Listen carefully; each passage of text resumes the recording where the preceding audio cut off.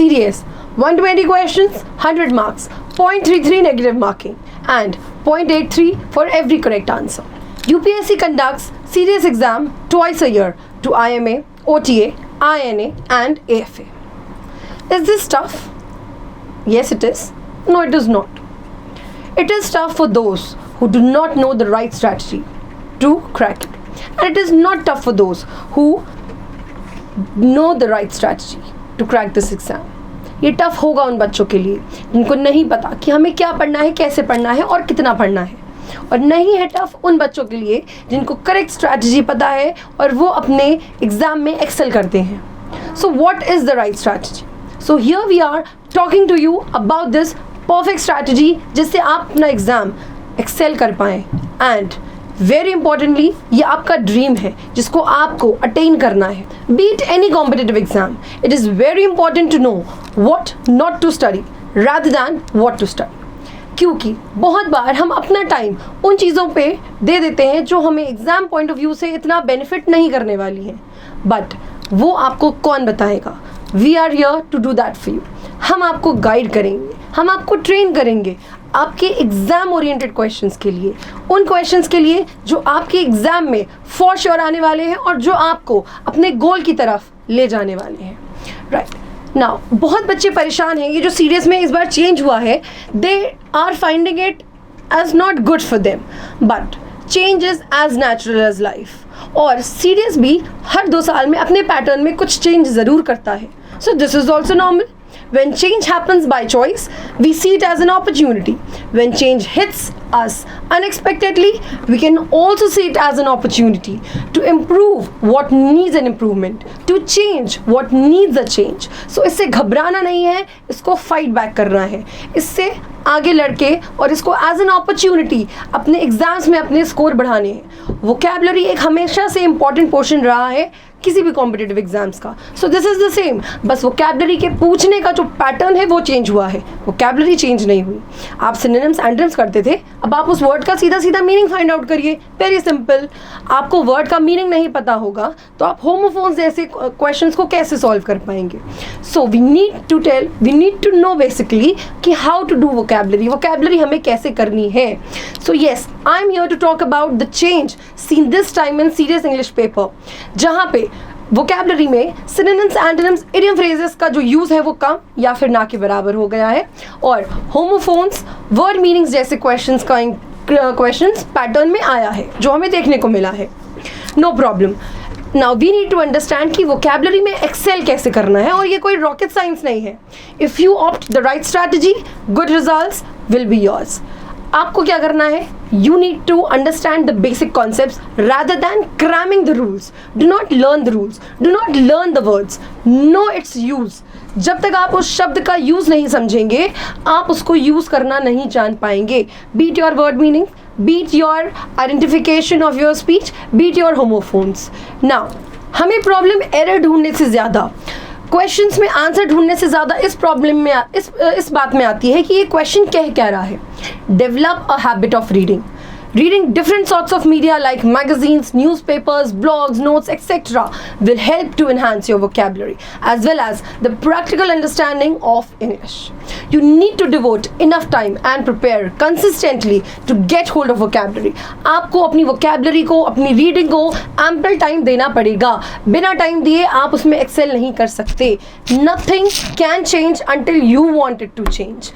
Try to use new words in your day-to-day practice. अपने day-to-day practice में vocabulary का use करें, English का use करें. Make an environment for yourself for English. Now, जिन बच्चों का प्रॉब्लम है कि ये होमोफोन्स हमें कैसे आएंगी और ये वर्ड मीनिंग्स हमें कैसे आएंगी, let me tell them. Our sole aim is to take you one step forward towards your uniform. Is that yours too? क्या ये आपका भी एम है? If yes, तो चलिए जानते हैं उस स्ट्रैटेजी को जिससे हम अपना होमोफोन्स, वर्ड मीनिंग्स में एक्सेल कर सकते हैं, और उसके अलावा सीरियस में जो बाकी पोर्शंस हैं हमारे sentence improvement, parts of speech, word identification, comprehension जैसे क्वेश्चंस में अच्छे मार्क्स स्कोर कर सकते हैं. सबसे पहले बात करते हैं होमोफोन्स की. What are homophones? Homo means same, phones mean sound. So basically these are those group of words जो थोड़ा सिमिलर साउंड करते हैं. For example maize, MAIZE, MAZE, दोनों ही नाउन है. पर एक मेज, MAIZE का मतलब होता है कॉर्न, भुट्टा। MAZE मेज, इसका मतलब होता है लेब्रिनथ, मतलब भूल भुलैया। अब आपको क्या करना है, जब मैंने MAIZE बोला, maize, corn, you need to picture that, आपको इसको पिक्चर करना पड़ेगा अपने दिमाग में। व्हेन आई सेड MAZE भूल भुलैया, अगेन पिक्चर दैट। सबसे बेस्ट तरीका एक होमोफोन्स को दिमाग में रखने का है, उसको पिक्चराइज करें, अपने दिमाग को ट्रेन करें उस शब्द को पिक्चर बनाने में। हॉर्स, होर्स, हॉर्स नाउन घोड़ा, होर्स HOARSE, होर्स एडजेक्टिव जिसका मतलब होता है रफ और husky voice. Now you need to imagine again the same thing, horse को इमेजिन करिए, होर्स साउंड को इमेजिन करिए, right. Memorise through various activities, different activities में इन्वॉल्व होइए जिसमें आप होमोफोन्स का यूज कर पाएं। And practice and for sure you will succeed, because Gandhi ji once said you need an ounce of practice rather than tons of preaching. Practice is one that is going to make you perfect. Second, हम लोग बात करते हैं हमारे word meanings की। word meanings का मतलब सीधा सीधा vocabulary, आपको एक शब्द का यूज़ जानना है, उस सेंटेंस में उस शब्द का यूज़ कैसे हुआ है। जैसे कि इस बार एग्जाम में आया था शब्द और 4 सेंटेंसेस दे दिए थे आपको, और आपसे पूछा गया था कि विच sentence has the correct use of a particular word. उसके लिए हमको पता होना चाहिए कि उस शब्द का अर्थ क्या है, उसके लिए हमें पता होना चाहिए कि उसके अलग अलग शब्द का अर्थ क्या है। सिर्फ एक शब्द का अर्थ जानने से कुछ नहीं होगा। फॉर एग्जाम्पल, इफ आई से एक्सक्यूज़, एक्सक्यूज़ एक ऐसा वर्ड है जिसको आप अलग तरीके से यूज़ कर सकते हैं। फॉर एग्जाम्पल, अगर आपको किसी को बोलना है प्लीज़ थोड़ा साइड हो जाइए, आप बोल सकते हैं एक्सक्यूज़ मी। अगर आपको कोई रीज़न देना है, आपने कुछ गलती की है, तो आप उसको रीज़न देने के लिए बोल सकते हैं please this is an excuse, या please don't give me excuses. या फिर आपने कोई गलती की है, अ फॉर्म ऑफ सॉरी के फॉर्म में आप बोल सकते हैं एक्सक्यूज मी। सो एक ही शब्द का 3 अलग अलग जगह इस्तेमाल हमें पता होना चाहिए। That is very important, only then you can find out कि उस शब्द का करेक्ट यूज किस सेंटेंस में कैसे हुआ है। Last but not the least, your word identification. Word identification में बच्चों को लगता है कि एक शब्द का एक ही पार्ट ऑफ स्पीच हो सकता है। No, this is not possible. Now if I say कि आपको ग्रामर, ये जो वर्ड आइडेंटिफिकेशन है बेसिकली ये मोर इंक्लाइंड है ग्रामर की तरफ से। ग्रामर में आपको कैसे अडेप्ट होना है, pick up a grammar textbook and brush on all your rules, एंड उसके बाद आपको प्रैक्टिस करना है वो rules. Be it noun, be it pronoun, be it preposition, be it your conjunctions, be it your articles और tenses. Tenses is something this is a favourite of examiner. Tenses हमेशा से फेवरेट रहा है और आपको एक गुड होल्ड बनानी है मेजरली इन टॉपिक्स में। Practice the questions, each word comes with a different part of speech depending upon what the sentence has to say. For example, if I say little is known about her life, अब यहाँ पे little क्या है, pronoun, a small amount. If I say I have very little money left in my pocket, यहाँ पे little क्या है, adjective. If I say please speak as little as possible, little क्या है यहाँ पे, एडवर्ब। एक ही शब्द अलग अलग पार्ट ऑफ स्पीच से। उसके लिए आपको क्या करना है, हर शब्द का पार्ट ऑफ स्पीच एक सेंटेंस में आपको पता होना चाहिए। That is important.